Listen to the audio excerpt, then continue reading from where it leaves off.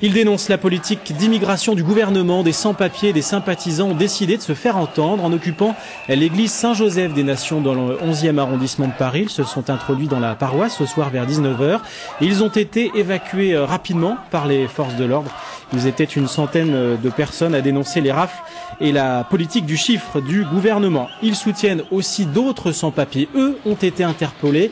Ils doivent être reconduits à la frontière. Ils se trouvent au centre de rétention de Ménil-Amelot, près de l'aéroport de Roissy.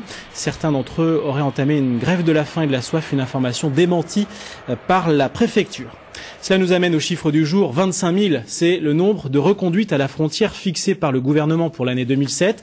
En réalité, du mois de janvier à la fin novembre, ce sont 21 000 mesures d'éloignement qui ont été effectivement prises. C'est un peu moins qu'en 2006 sur la même période. L'objectif n'est donc pas atteint.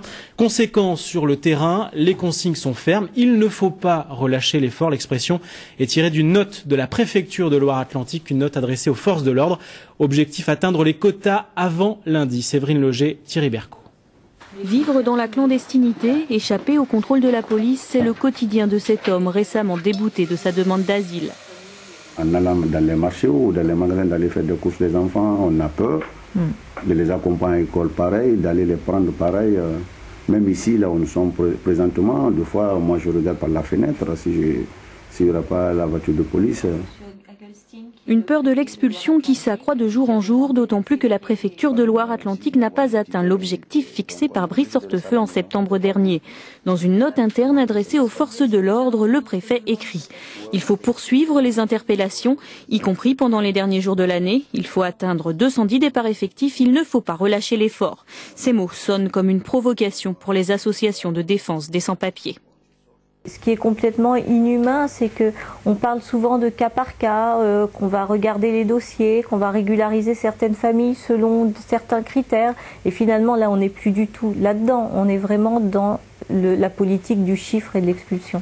En 2007, moins de 200 personnes auraient été expulsées en Loire-Atlantique. L'État, lui, demandait 240 expulsions. Les décisions de reconduite à la frontière sont pourtant chaque mois plus nombreuses au tribunal administratif.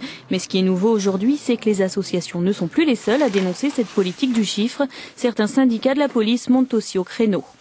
Il y a une pression quotidienne, donc elle est relayée par tous les chefs de service en direction de nos collègues, en fonction des orientations politiques du moment, et pour nous c'est totalement inacceptable. La politique du ministère de l'Immigration commencerait donc à faire des vagues, mais le gouvernement reste déterminé. En Loire-Atlantique comme sur le reste du territoire, il n'y aura pas de trêve de Noël pour les expulsions.